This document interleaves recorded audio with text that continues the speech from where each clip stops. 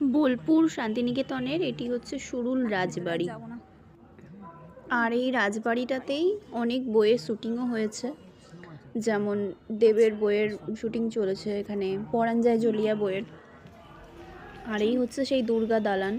ভিতরের জায়গাটা খুব সুন্দর, এখানে বড় করে দুর্গাপুজো হয়।